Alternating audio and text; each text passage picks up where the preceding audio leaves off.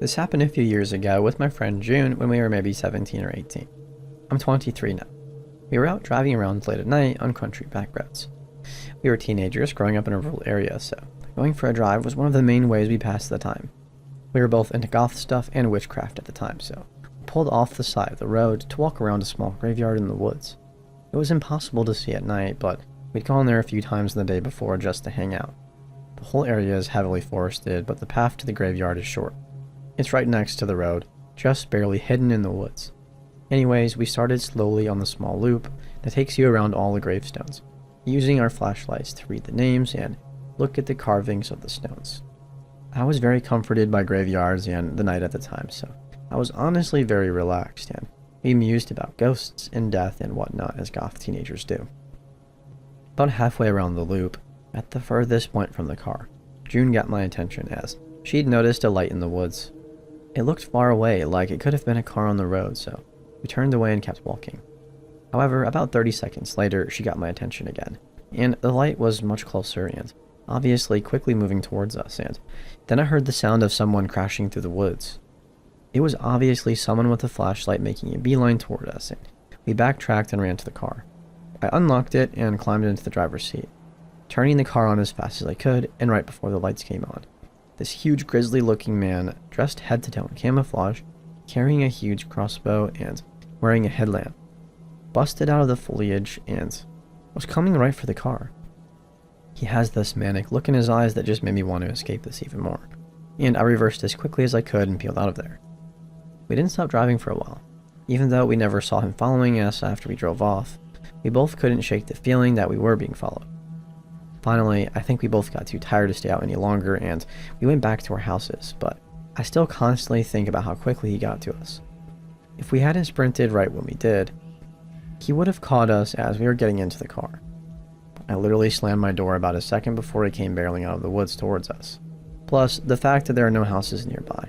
This person was waiting in the woods in full hunting gear with a weapon. And we clearly weren't animals as we had a flashlight, and there was a no trespassing sign in sight. The whole area around this graveyard is state park. I go out into the woods and into weird places in the night a lot, and I've seen some stuff I would consider supernatural that really scared me. But none of those things ever truly made me afraid to go into the woods like he did. I still go out on my own, but I never let my guard down like I used to.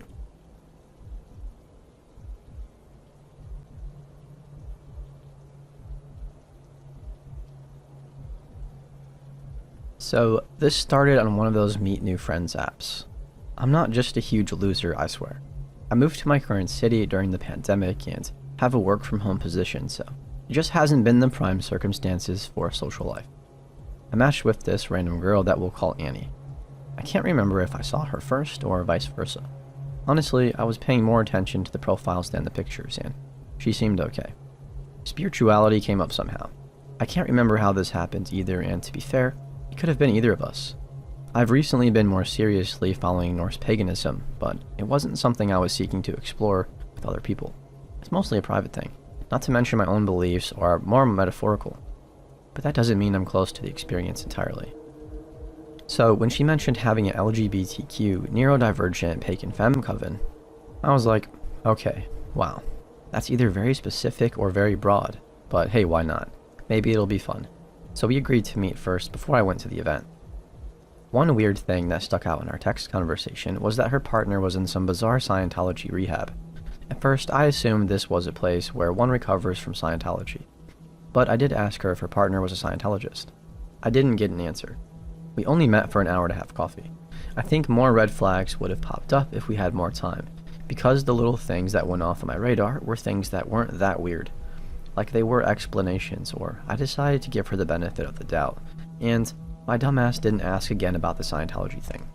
I kept meaning to Google Scientology rehab, but kept forgetting to do it. I've since Googled it and can't find anything about a rehabilitation for ex-Scientologists, so I wish I'd done that sooner. There were, however, other things that stuck out. They're relatively benign out of context, but putting everything together in retrospect made me feel dumb. She wouldn't answer any direct questions about herself, and not for lack of asking. I'm the kind of person who is conscious of when the attention is all on me, so it made me uncomfortable, and I didn't learn anything about her really. Most of what she had said had to do with her spiritual awakening. Her spiritual awakening itself sounded weird as heck. She said that she had a realization that she was like a lighthouse that was drawing people toward their personal enlightenment. And, okay, I did think this was weird, but, like, she's from California. I don't know, maybe that's kind of normal. I just chalked it up to her personal beliefs being whatever they were. Reincarnation came up. Reincarnation is a big part of paganism, although Asatru additionally focuses on your ancestors. She told me she didn't think she had any past lives and was a new soul, which didn't make a lot of sense, but okay, whatever. Not my circus, not my monkeys. The vaguely supernatural element she placed on herself was strange, but I know a lot of people want to feel special. That didn't mean I had to believe it. At one point, I told her about this random woman I met at the pagan festival who tried to con me. She wanted to charge me so I could be under her wing or whatever. I don't need someone to protect or guide me, so I declined. As I was telling this story, I could tell Annie was conflicted. Like she wanted to agree but didn't. Finally, she said something blasé, like how it was only inappropriate because the student should choose the teacher. So I clarified that I did not want a teacher. Her response was very mirroring, and I'm not a moron. I was getting a weird sense that she wasn't being honest with me, that she was telling me things that I wanted to hear, and I told myself that she was probably just nervous. I have a strong personality. I'm very independent, so I can understand if somebody wouldn't want to go up against the things I said at our very first meeting. I know I'm just dumb at this point, but I didn't want to be paranoid. I don't trust people easily, and I know that, so I was trying to loosen up and be more chill. Yeah, that was a big mistake. So I go to this thing. Immediately, it's weird, guys. Immediately. The second I step foot in that house, I'm uncomfortable. It's filled with people and completely silent. Everybody's looking at me. I'm laughing and saying hi, and no one is like really responding, and here I am awkwardly dropping my keys and phone while everyone is just watching me. Eventually, I take a seat on this short couch because there's no room in the large circle. It's a very small living room and there are like 20 people circled up. There's a cushion on the couch, so I sit on that. The leader starts talking, and as she's going on, I'm looking around at the people there. I was curious. Out of the corner of my eye, I see the leader trying to look at me. The girl sitting in front of me is partially blocking our view of each other, so the leader is like leaning over to try and meet my gaze. Finally, I felt awkward enough to like shift over so that I was leaning against the arm of the couch. Staying perched on a cushion was uncomfortable by that point, so I shifted off and spread out a bit to be more comfortable. The leader ended the speech with, "So, spread out, I guess," which was clearly directed at me. It was said with some humor though, so I wasn't sure what to make of it. Everybody introduces themselves and are their own unique brand of neurodivergent.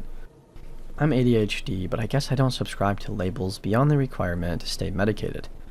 I've been medicated since 2015, so this isn't a new diagnosis for me. That was the only question we got asked about ourselves beyond our name. The leader guides us through this meditation, and people are making these weird breathing sounds and hums. I get it. It's spiritual, right? Unfortunately, my ADHD ass can't focus to save my life, and it's impossible for me to follow the guided meditation. I do not understand. How can anyone with actual attention issues listen to past trills in deep noise breathing? So I'm sitting there with my eyes closed and barely paying attention, because I can't. But I do hear the leader say that we should think of anything we want to ask her or need from her, and that got my attention. What the heck did I need to ask her? Other than where the snacks were, because I paid $8 and don't see a single one. Once the meditation ended, Annie and the leader walked around to give us material for an activity. Annie gave me 2 long pieces of twine, and the leader gave me 2 sticks. As the leader was handing me the sticks, I asked her where the snacks were. She was like, "In the kitchen on the table where the snacks tend to be." I'm a dry, sarcastic person, so I thought it was her brand of humor. I laughed and played along with, "Oh, alright, I think I'll find them." Literally, she was deadpan, unsmiling. And then walked away. So stupid me thought she just might be like that, but then I saw her laughing with the other girls and realized something was off. As the activity commenced, she went back over to Annie and started stroking her back, kissing her hair and giving me this creepy smile. Yeah, it was very weird. I was so uncomfortable I wanted to get up and go, but I couldn't. Why? Because of this damn activity. The activity was the last straw. They wanted us to think of something we wanted to discard that brought us pain. Then they wanted us to feel how bad that thing made us feel as we slowly twisted the piece of twine around the stick. That's stuff I would only ever do with my therapist. Obviously, people were emotionally melting down before long. I wasn't comfortable doing the activity for obvious reasons, so I sat there awkwardly with the sticks and the string in my lap. I was the only one not doing it, and it was obvious. But because I wasn't doing it, I had the opportunity to watch Annie and the leader, and it was chilling. Annie was doing some weird pyramid thing above her head with her arms. There were a lot of references to her being a lighthouse or some sort of guiding figure throughout the meeting. She was the only one who wasn't doing the ritual, other than the leader. They were both running it. Suddenly, it occurred to me, as it probably did to y'all already, that Annie had just been using this app just to bring people into their group. She was the only person who seemed to know everyone, yet no one there knew each other. Even the name of the group now made sense. They weren't being specific, they were casting a wide net. And I had this big realization in a handful of seconds. It made my stomach turn. So yeah, I was done, but I couldn't get up, because people were sharing their experiences and stuff, pouring their hearts out. This was the most messed up part of it, in my opinion. There's no reason to do a releasing ceremony that forces people to feel their trauma, especially at the very first meeting. It's also inherently manipulative because it requires people to let their guard down. Then they can quote-unquote save the day by showing people how to release the very same pain they just inflicted. But that isn't the fault of people there, so I didn't want to disrespect them. Like people were crying on top of my shoes that I left by the door. I had to wait for the best time to ask somebody to pass them to me. Finally, I got up and told everyone I had to go to the car, then took off. I texted Annie and told her I wouldn't be back and that I hope she found her people. Just make sure you're not her people. Be really careful of any spiritual ceremony or practice that demands vulnerability from you, especially directed by people who don't know you beyond a name. Annie, let's not meet under any circumstances, please.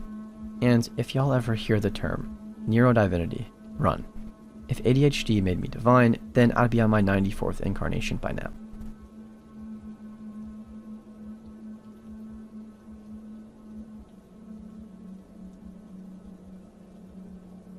Hey folks, I'm kind of new and this is the first story I've submitted here, so let's get started. I must clarify that this didn't happen only to me, but to my uncle too. This was after the Christmas Eve party, when everybody went home. I decided to stay because my cousin and I were watching a movie.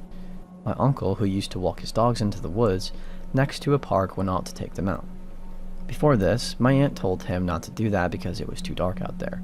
It was around 4 or 5 a.m. He didn't care much and he went off anyway. My aunt was still worried, so I went along with them. Once there, anything wrong seemed to happen, everything was quiet. My uncle and his dogs were having a relaxing walk, and I wasn't really paying attention to the surroundings when suddenly the dogs went still. This wasn't that strange. They always stopped on their way to stare and bark at other animals they noticed, like rats or birds, even insects or other dogs. However, this time was different. When the dogs got still, my uncle and I noticed something that was going wrong. The dogs weren't angry or curious, they were actually kind of nervous, anxious, or afraid. One of the dogs, the largest one, was growling and shaking.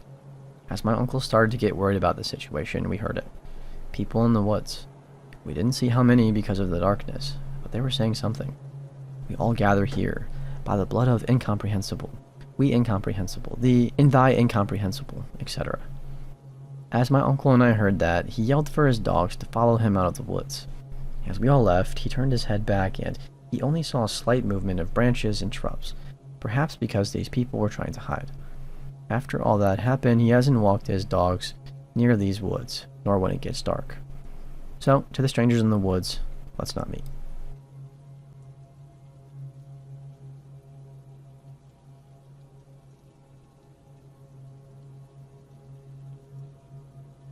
I haven't posted an experience in some years, but this one happened recently. I was behind the scenes at the restaurant I was working at, waiting to clock in for my shift. That's when I first noticed her. Starboat Girl. This chick loves that Gothic Kids movie about the blue-haired girl and the button-eyed doll. The clothing associated with the marketing of the movie is always a dark blue bow with silver stars. Now, when I'm not at work in our dress code, I'm usually goth or close to it. I enjoy looking more like a rock star than wearing just jeans, and yes, I own jeans too. I just prefer to wear darker clothes, so I immediately noticed this girl because of her bow. I remember that movie, even though I'm an adult, so I make a mental note that, maybe this chick is alternative too, and I might get along well with her. Fast forward to a few weeks later, Now everyone else avoids this girl. I notice, but figure people are being mean. I admit she is kind of weird, but weird never scared me, so when she starts to say hi, I politely say hi back. I pick up a shift on a day I don't normally work, and she's there waiting to clock in. After exchanging greetings, she starts to engage and we talk a little bit. I like to joke a bit at work, so I say something kind of edgy and she laughs. And I clock in and that was it. I didn't notice until later, but I never used to work with her. I mean barely. We work in different areas of the restaurant, so it was whatever it was, and I don't really think anything about it until one day. I'm at my lunch in the break room, which is quite a walk from our restaurant to get to, and more like a bungalow that is attached behind the property. I am sitting at one of 6 tables. Each table has 2 chairs. Starbo sits right across from me. I look up for my chips and dip, and there is no one else in there but her and me. She asks, "Can I have a chip? I forgot to bring a snack for my break." At first I'm thinking I don't like to share my own food with people I don't know. I'm just not raised that way, so my instinct is to say no, but she flashes up the doe eyes and I crumble. "Yeah, sure," I reply. She scoots my dip out of my hands and under her chin and proceeds to grab fist after fistful of my chips and chow down. It's like a movie scene. It actually made me sick. I'll spare you the details, but this chick double dips, slops, and belches. Yeah, no thank you. My food is done. I am not eating after that. I make up an excuse to head back to our location. I'm pretty upset, but at the end of the day, it's my fault. I mean, I said she could have some. I feel like she guilted me into it. Never again, I tell myself. A week later. Click. Clock in for my shift. Guess who is standing behind me? Starbo girl. She doesn't normally work today. I don't normally get anxious, but she's making me feel that way. I avoid saying hi and duck out to my area to work. On my break, here she comes. She is walking behind me and says something about spending break together, and I say, "Nah, you go on. I gotta use the toilet." And I fast walk towards the bathroom. At lunch, I'm not so lucky. Plops down at my table. The room is virtually empty. Maybe one guy half asleep in the back. I'm on my phone scrolling and eating my TV dinner. She asks if I'm having a good day. At first, I completely ignore her. Then she gets louder. I say something bland like, "Just hanging in there." I was in the middle of my meal, and my box from it was still sitting on the table. I'm quiet, ignoring her, playing on my phone or pretending to. Starbo starts picking up my trash and reading it. I'm taken aback. "What are you doing?" I say. She slowly says in a casual kind of way, "Just curious, what you're eating." I am so upset. I want to do something, but something she can't get me fired for. I start talking about really macabre and Debbie Downer stuff. Anything I can think of. I tell her my opinions on cancelled forensic shows and Armageddon, tragic accidents, and everything I could do to put a bitter taste in her mouth. I figure this girl is too weird for my blood and too creepy even for me to have a friendship with. I'm overly excited about my newfound rise to turn this girl off that as I'm talking, I finish my food and a noodle goes down the wrong pipe. Great. Now I'm choking. I'm freaking choking. This girl might be the last person I ever see. I can't believe it. She turns to me and says chillingly, her eyes turning dark, "You're going to die from that." More determined now to live than my thinly little gothic mind ever was, I tell myself, "Find water," and I will myself over to the water cooler halfway across the break room. Luckily, we had paper cups, which sometimes ran out. I chug water and cough and gasp, and finally, and obviously because I'm typing this, I survived. But I am fuming angry at Starbo. This chick wouldn't even get me water. I get it. I was turning her off, but this whole thing started because she was stalking me. I grab my stuff and go to my supervisor and report it. My supervisor is so lax. Says the company can't do anything. That she is within her rights to be around me. I keep avoiding her. The last time I saw her, she came up behind me before she clocked in and stabbed me with her pointer finger in my back. Smiled at me when I turned around to see who it was, and ran to go clock into her area for her shift. Now she works the same shifts as I do. I think she changed her availability to be near me. I also think she has been getting breaks and lunches close to mine, so she can come hunt me down in her breaks. I really don't know what to do besides report her or make up an excuse again to leave if she finds me.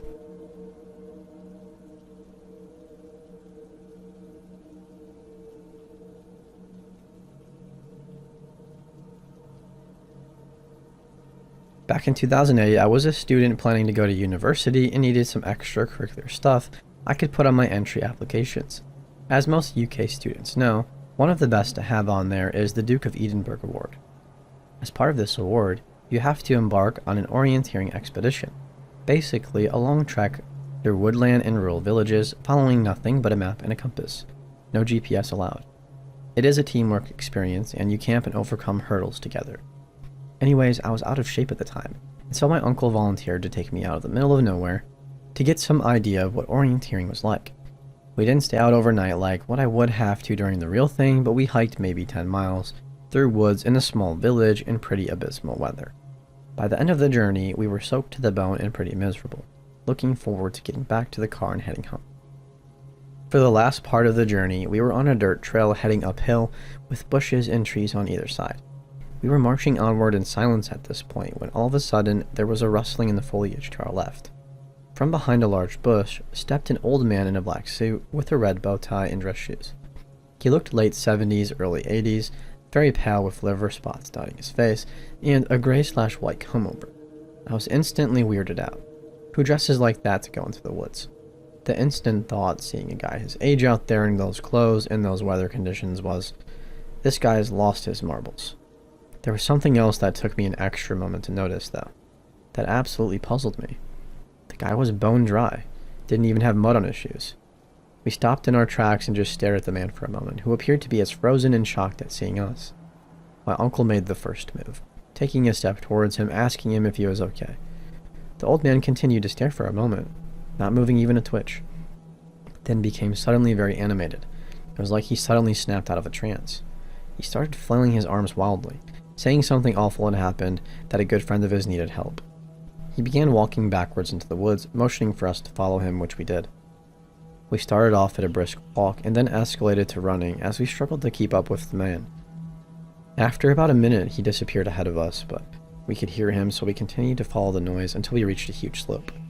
We stopped at the edge and looked down to see the old man standing at the bottom, motioning us still, pleading with us to follow him. I remember looking down, and the slope was probably at a 40-degree angle, spanned for perhaps 50 feet or more, and was slick with mud. It looked like an accident waiting to happen, especially given there were no shrubs or roots to hold on to anything. I remember looking down at the old man on the other side of the slope and wondering, how the heck did he cross that so quickly and so cleanly? I mean, at that distance, it is hard to see fine detail clearly, but I swear he still did not appear to be wet or muddy at all. I and my uncle looked at each other, and I saw that he was getting as weirded out as I was. Despite my feelings, I made a step toward the edge and was going to try and make my way down when my uncle grabbed me firmly by the arm and pulled me back. Under his breath, he said to me, "Something's wrong here." We took a few steps back from the edge at this point, and the old man at the bottom started getting irate. He began pleading with us again to come down the slope, telling us that he needed our help. His friend was in major trouble. My uncle shouted down to the old man that he would head back to our car and call emergency services for him, that professional help would be on its way soon, that they would have all the tools to help him. The old man suddenly got furious. He began jumping up and down, demanding that we come to the slope right now or we would regret it. His voice had changed drastically. He was practically growling his words, his hands bunched up into fists, pounding his knees like an angry toddler throwing a tantrum. I've never seen a grown adult fly into such a rage in my life. His eyes looked like they were on the verge of bursting out of their sockets. His skin had gone from pale to red in almost an instant. We began to hurriedly make our way back the way we came, his demands and threats getting less audible as we got closer to the trail. Once on the trail, we practically power marched the remaining quarter mile or so to the car. All the while, my uncle was on the phone to the emergency services, explaining to them that there was a possibly mentally ill old man wandering the trail. We were ordered to get to our car and await the police so we could show them where we had encountered him. About an hour later, we met 4 officers, 2 of whom had dogs with them and packs of supplies like first aid, emergency blankets, and stuff. We led them to the exact spot and then pointed the 2 officers with dogs in the direction he led us through the bushes. The search lasted all weekend, but there was no trace of the old man. Officers said the only trail they could pick up had been mine and my uncle's. They didn't find any footprints or anything belonging to the old man we encountered. One of my weirdest experiences to date.